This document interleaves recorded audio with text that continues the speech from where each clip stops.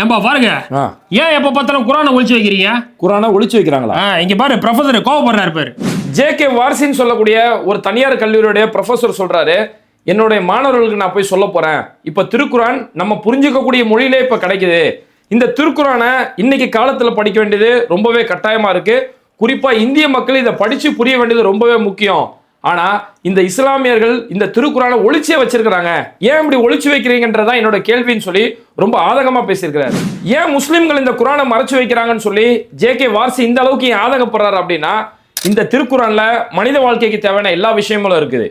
இறைவன் யாரு, அவனுடைய பண்புகள் என்ன, மரணத்திற்கு பிறகு என்ன நடக்கும், நம்முடைய தாய் தந்தைக்கு செய்ய வேண்டிய கடமைகள் என்ன, ஒரு கணவன் மனைவியோட காதல் எப்படி இருக்கணும், அந்த கணவன் மனைவியோட கடமைகள் என்ன, நியாயமா மக்களுக்கான ஆட்சியை எப்படி செய்யணும், அநியாயமா அடுத்த உயிர்களை கொல்லக்கூடிய தீவிரவாதம் எவ்வளவு மோசமானது, வட்டி, விபச்சாரம், லஞ்சம், ஊழல், இது இல்லாம மனிதன் எப்படி நேர்மையான முறையில வாழணும், மூட நம்பிக்கையில மூளையை அடகு வைக்காம பகுத்தறிவோட எப்படி வாழணும், இப்படி ஒரு மனிதனுடைய பிறப்பு முதல் அவனுடைய மறுமை வரைக்கும் அவனுடைய வாழ்க்கைக்கான ஒரு வழிகாட்டி, ஒரு கைடு தான் இந்த திருக்குரான்.